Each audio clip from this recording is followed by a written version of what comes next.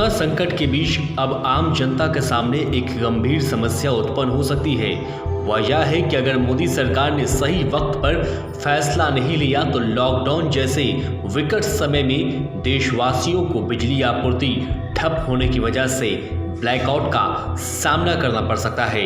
इसकी अहम वजह यह है कि बीते 25 मार्च से अब तक 3 चरणों में लगातार जारी लॉकडाउन के दौरान देश की बिजली वितरण कंपनी के रेवेन्यू कलेक्शन में 80% की गिरावट दर्ज की गई है। सबसे बड़ी बात यह है कि रेवेन्यू कलेक्शन में भारी गिरावट दर्ज होने के कारण इन बिजली वितरण कंपनियों के पास अपने ही कर्मचारियों को सैलरी देने भर के पैसे नहीं हैं। यह स्थिति तब है जबकि इन वितरण कंपनियों को बिजली उत्पादन करने वाले संयंत्रों को भी कोयला और कच्चे माल की खरीद करने के एवज में मोटी रकम की दरकार है। हालांकि बिजली के वितरण और उत्पादन में लगी कंपनियों को इस बात की उम्मीद है कि केंद्र सरकार की ओर से उन्हें करीब 90,000 करोड़ का प्रोत्साहन पैकेज दिया जा सकता है। लेकिन इसमें पेच यहाँ भी फंस सकता है कि अगर सरकार ने बिजली वितरण और उत्पादन में लगी कंपनियों के लिए प्रोत्साहन पैकेज की घोषणा कर भी देती है तो सरकार के फैसलों के अनुमोदन में 2 से 3 हफ्ते तक का समय लग सकता है और इसके क्रियान्वयन में भी करीब इतना ही समय और लगने की संभावना है।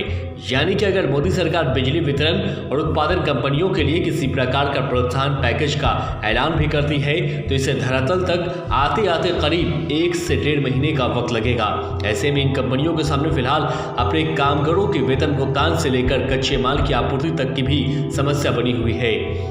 इसमें आशंका यह भी है कि कहीं वेतन भुगतान नहीं होने की स्थिति में बिजली वितरण कंपनियों के कर्मचारियों ने झंडा बुलंद न कर दिया तो देश के उपभोक्ताओं के सामने लॉकडाउन में ब्लैकआउट जैसे गंभीर खतरे का सामना करना पड़ सकता है। एक रिपोर्ट के अनुसार लॉकडाउन के दौरान बिजली वितरण कंपनियां 20 से 25% उपभोक्ताओं का भी बिल जमा नहीं करा पाई है।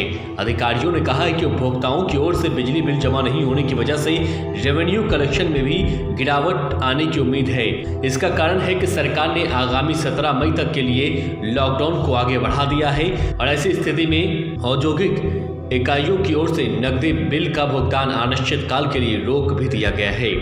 सरकारी आंकड़ों के अनुसार राज्यों को बिजली संयंत्र की कुल प्राप्ति 92,887 करोड़ रुपए है। इसमें से मुख्य रूप से उत्तर प्रदेश, राजस्थान, तमिलनाडु, तेलंगाना और आंध्र प्रदेश से 80,818 करोड़ रुपए से अधिक का बकाया है।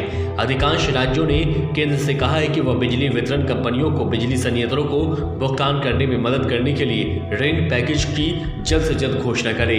लेकिन एक वरिष्ठ सरकारी अधिकारी ने बताया कि पैकेज पर चर्चा चल रही थी क्योंकि केंद्र इस योजना के लिए कम लागत वाले फंड की उपलब्धता की खोज कर रहा है। Special desk nation news.